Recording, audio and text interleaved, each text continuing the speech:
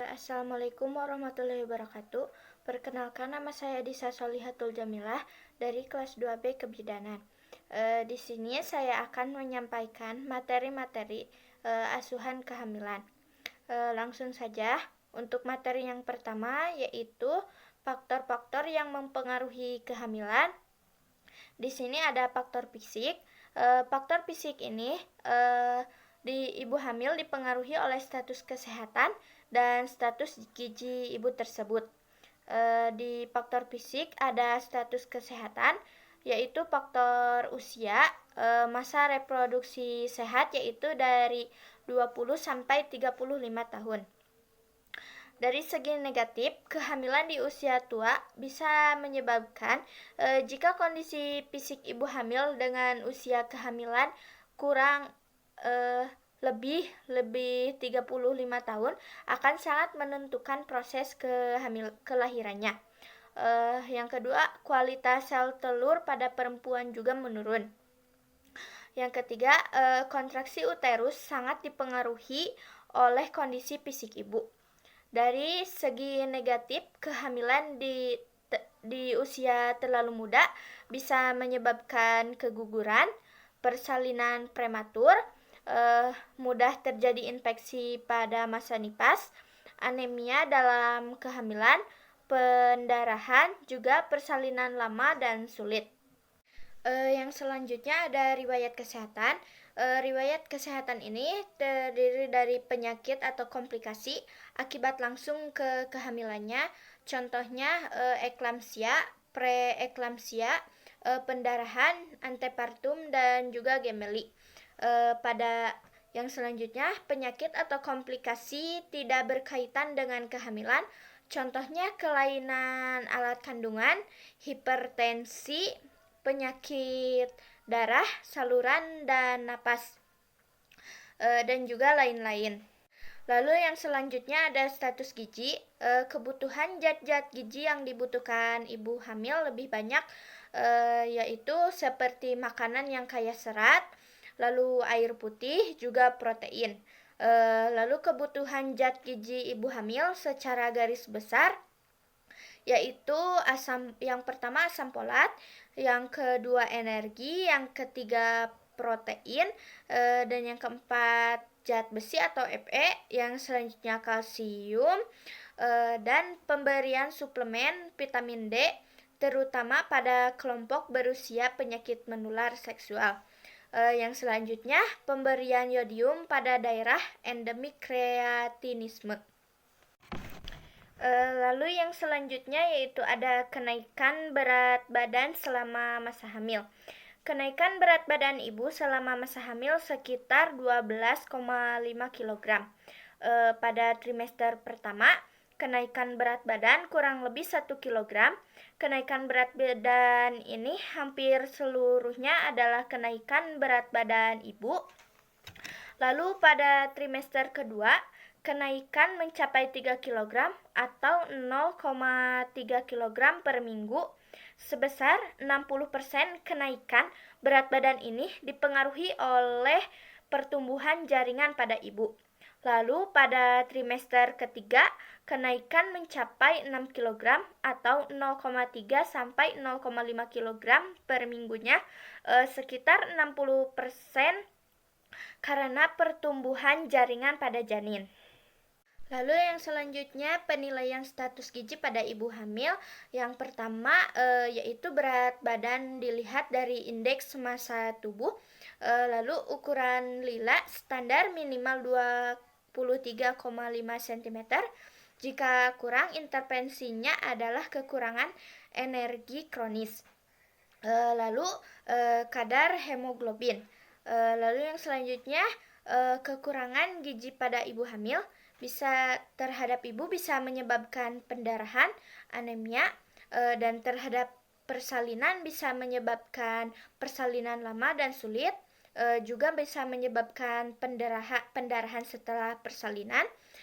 Terhadap janin bisa menyebabkan mempengaruhi tumbuh kembangnya janin, abortus, lalu kematian neonatal.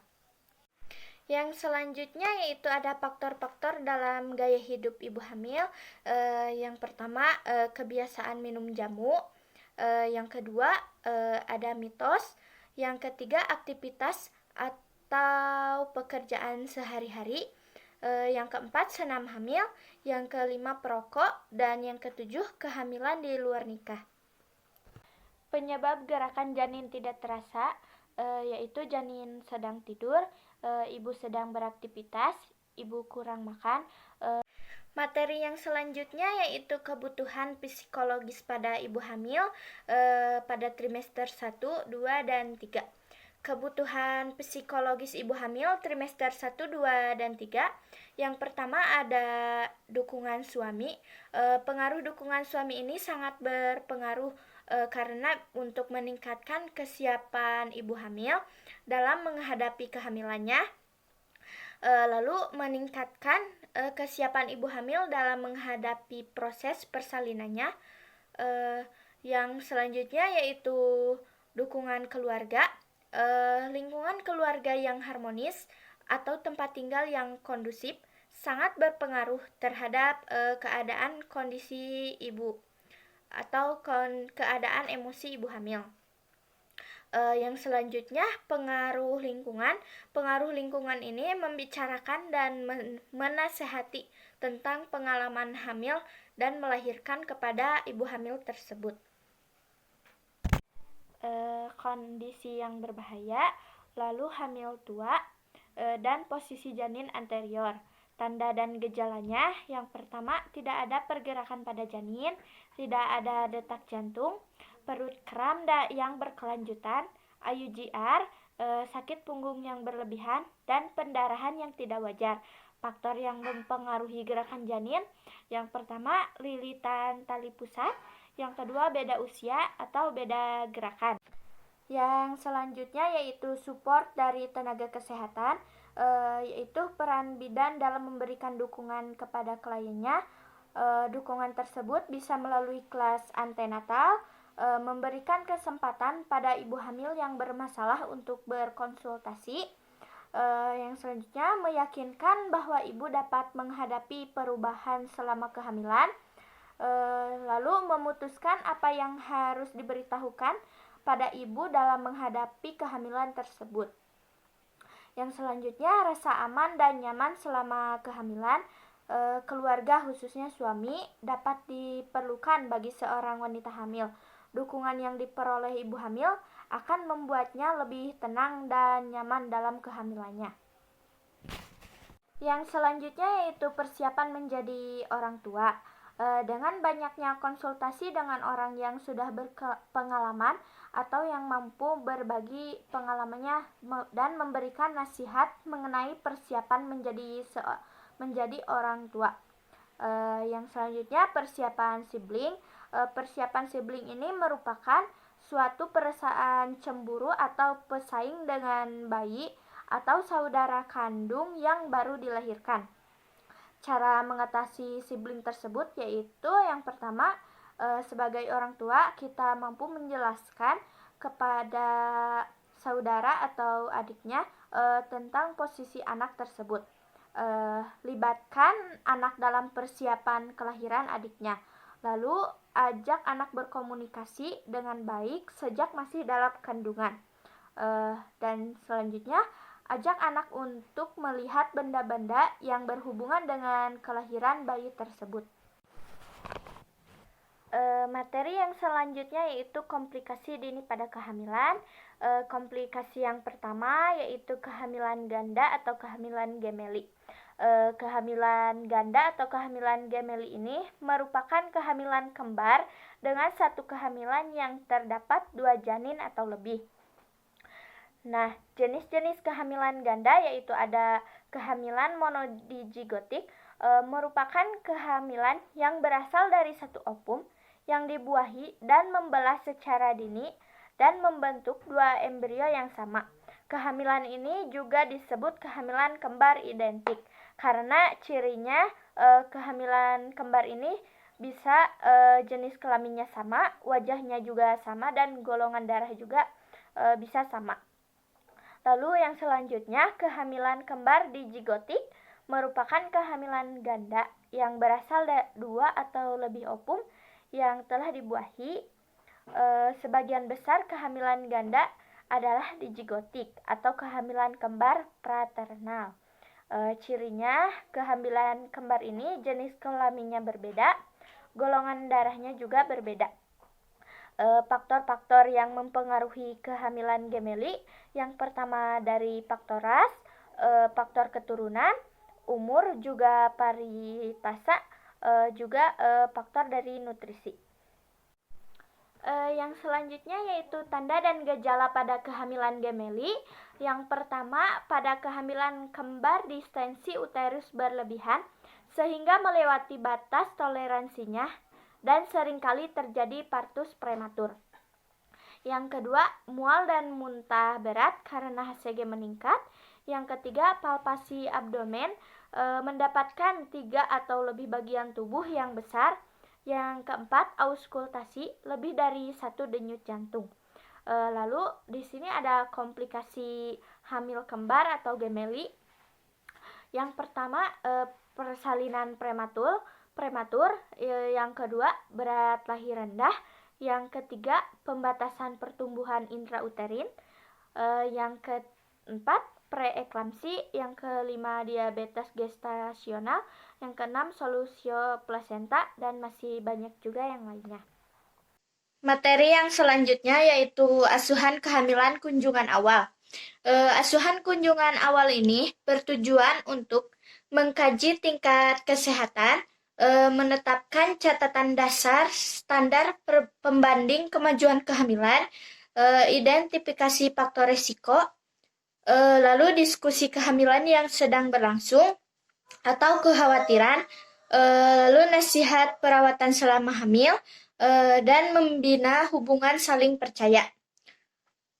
Membina hubungan saling percaya ini awal dari asuhan antenatal yang berkualitas. Komplikasi dini yang selanjutnya yaitu kematian janin atau IUFD.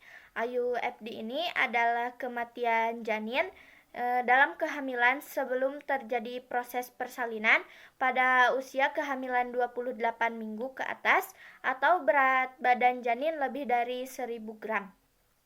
Etiologi IUFD ini yang pertama, masalah genetik. Yang kedua, bentuk rahim tidak normal, hamil di usia tua, obesitas, pola hidup yang tidak sehat, dan juga diabetes.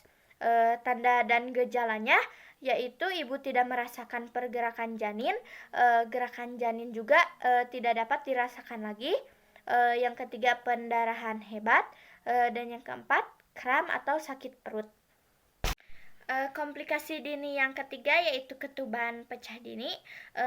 Ketuban pecah dini atau KPD ini didefinisikan sebagai pecahnya selaput ketuban sebelum terjadinya persalinan yang sering terjadi pada atau setelah usia gestasi 37 minggu, disebut KPD anterem atau prematur rupture of membranes atau PROM, dan sebelum usia gestasi 37 minggu atau KPD preterm atau preterm prematur rupture of membranes atau PPROM. Dan yang selanjutnya, faktor penyebab ketuban pecah dini ini yang pertama, cervix kompeten, yang selanjutnya kelainan letak, yang selanjutnya juga infeksi.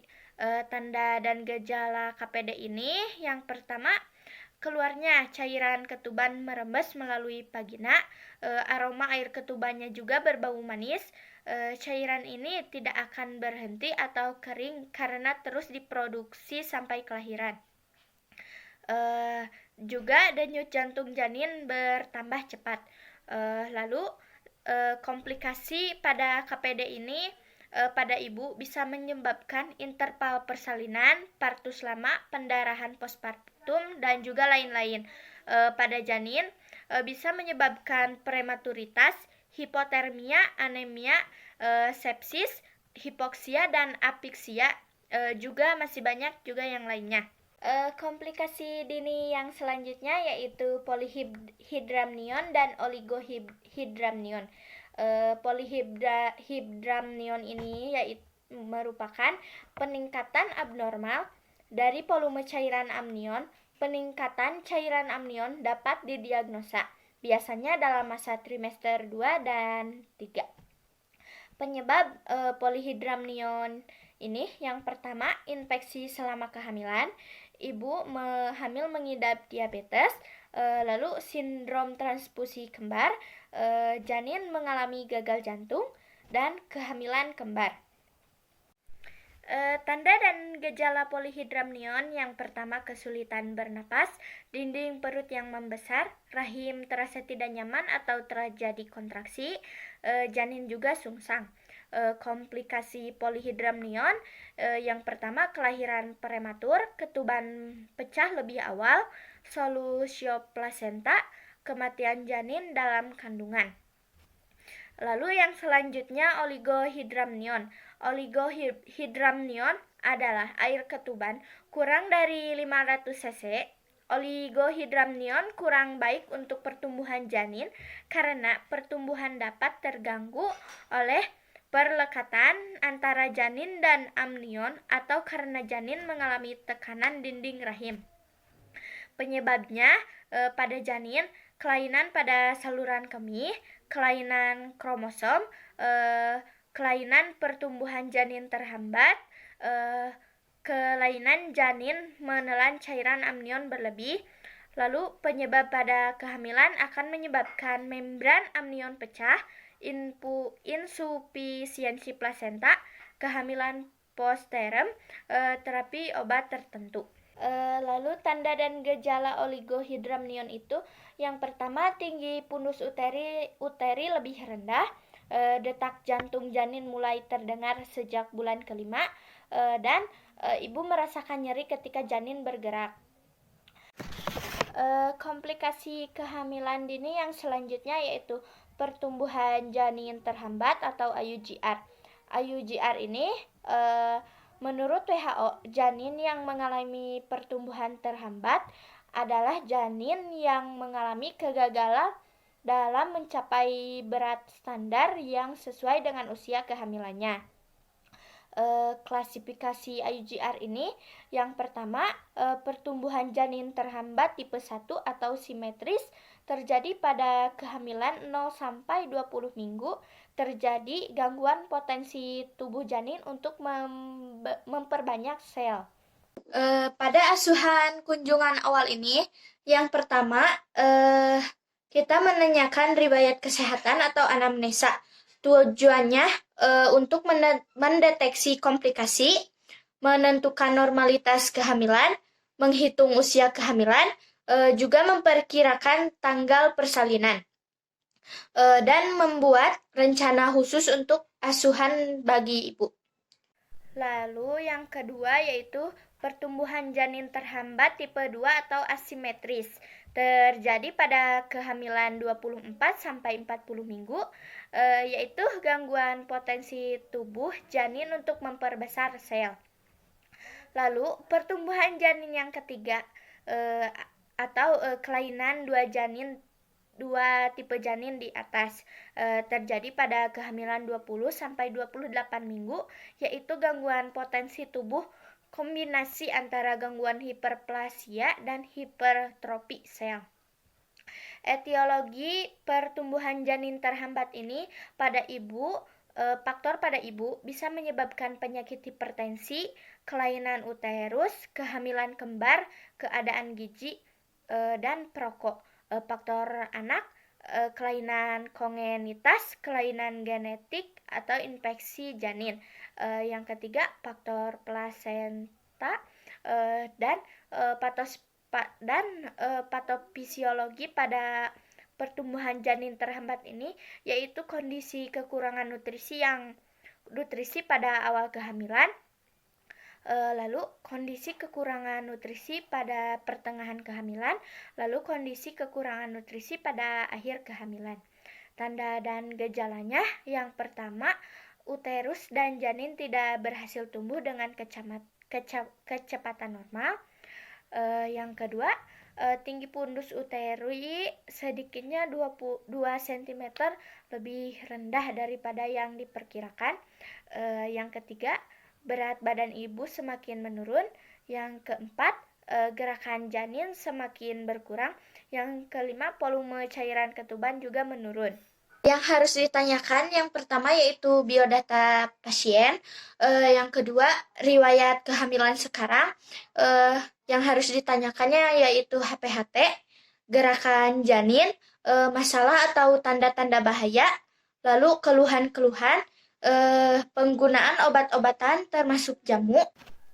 Lalu komplikasi dini yang selanjutnya yaitu makrosomia. Makrosomia menurut AOCG atau WHO, makrosomia adalah bayi dengan berat lebih dari 8 ons, 13 ons atau 4.000 gram. Makrosomia dapat didiagnosis ketika berat lahir melebihi batas yang ditetapkan, yaitu 4.000 gram atau 4.500 gram.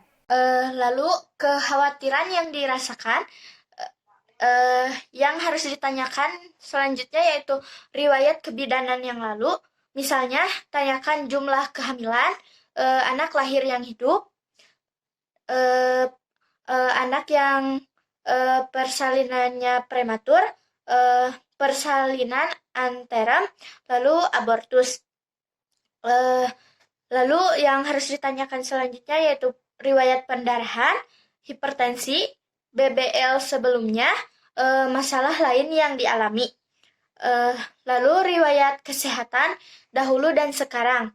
Yang harus ditanyakannya yaitu masalah kardiovaskuler, hipertensi. Faktor penyebab makrosomia yang pertama diabetes pada ibu, obesitas pada ibu, jenis kelamin pada bayi, usia ibu, dan faktor genetik. Tanda dan gejalanya, uterus lebih besar dari biasanya, tinggi pundus uteri pada kehamilan anterem lebih dari 40 cm, lalu TBBJ lebih dari 4.000 gram. Komplikasi makrosomia, yang pertama komplikasi pada neonatus, yaitu hipoglikemi, hipokalsemia, hipolisitemia, dan hiperbilirubinemia. Komplikasi pada ibu, yaitu pendarahan postpartum, robekan perineum, ruptur uteri dan serviks, juga infeksi postpartum. Komplikasi yang selanjutnya yaitu gerakan janin tidak terasa. Gerakan janin tidak terasa ini yaitu kondisi jika janin bergerak kurang dari 3 kali dalam periode 3 jam atau ibu tidak merasakan gerakan janin sesudah kehamilan 22 minggu atau selama persalinan. Gerakan janin dapat dirasakan ketika kehamilan 24 sampai 28 minggu, kehamilan 29 minggu, kehamilan 32 minggu, dan kehamilan 36 sampai 40 minggu. Penyebab gerakan janin tidak terasa ini, yang pertama karena janin sedang tidur, kondisi yang berbahaya, lalu hamil tua, dan posisi janin anterior. Tanda dan gejalanya, yang pertama tidak ada pergerakan pada janin, tidak ada detak jantung, perut kram yang berkelanjutan, IUGR, sakit punggung yang berlebihan, dan pendarahan yang tidak wajar. Faktor yang mempengaruhi gerakan janin, yang pertama lilitan tali pusat, yang kedua beda usia atau beda gerakan. Selanjutnya yaitu asuhan kehamilan kunjungan awal. Asuhan kunjungan awal ini bertujuan untuk mengkaji tingkat kesehatan, menetapkan catatan dasar standar pembanding kemajuan kehamilan, identifikasi faktor risiko, lalu diskusi kehamilan yang sedang berlangsung atau kekhawatiran, lalu nasihat perawatan selama hamil, dan membina hubungan saling percaya. Membina hubungan saling percaya ini awal dari asuhan antenatal yang berkualitas. Pada asuhan kunjungan awal ini, yang pertama kita menanyakan riwayat kesehatan atau anamnesa.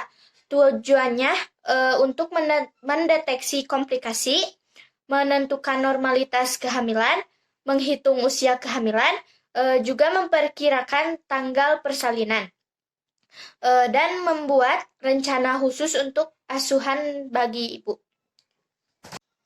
Yang selanjutnya pemeriksaan fisik, apakah kolostrum keluar dari puting, perubahan warna pada payudara, perubahan pada payudara, muncul tuberken, pembesaran abdomen, lalu palpasi batas-batas janin, lalu balot temen, pergerakan janin, dan jantung janin berdetak atau positif. Yang selanjutnya, ketidaknyamanan selama hamil. Yang pertama ada nausea, keletihan, lalu konstipasi, nyeri ulu hati, kram tungkai, edema, varises, insomnia, dan juga yang lainnya. Pengawasan antenatal dan postnatal sangat penting dalam upaya menurunkan angka kesakitan dan kematian ibu maupun perinatal. Pengawasan antenatal memberikan manfaat dengan ditemukannya berbagai kelainan yang menyertai hamil secara dini sehingga dapat diperhitungkan dan dipersiapkan langkah-langkah dalam pertolongan persalinannya. Harus ditanyakan yang pertama yaitu biodata pasien, yang kedua riwayat kehamilan sekarang, yang harus ditanyakannya yaitu HPHT, gerakan janin, masalah atau tanda-tanda bahaya, lalu keluhan-keluhan, penggunaan obat-obatan termasuk jamu, lalu kekhawatiran yang dirasakan. Yang harus ditanyakan selanjutnya yaitu riwayat kebidanan yang lalu. Misalnya, tanyakan jumlah kehamilan, anak lahir yang hidup, anak yang persalinannya prematur, persalinan anteram, lalu abortus. Lalu yang harus ditanyakan selanjutnya yaitu riwayat pendarahan, hipertensi, BBL sebelumnya, masalah lain yang dialami. Lalu riwayat kesehatan dahulu dan sekarang. Yang harus ditanyakannya yaitu masalah kardiovaskuler, hipertensi. Lalu yang selanjutnya yaitu riwayat kesehatan keluarga, penyakit kronis dan penyakit keturunan. Tanyakan kepada klien apakah klien tersebut mempunyai penyakit kronis dan apakah klien tersebut memiliki penyakit keturunan. Selanjutnya riwayat sosial ekonomi.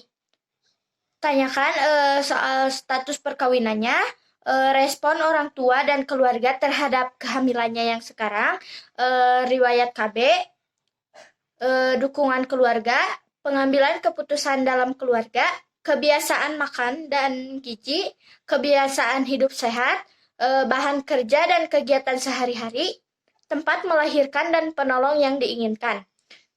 Tanyakan tempat melahirkannya mau di mana dan penolongannya ingin sama siapa.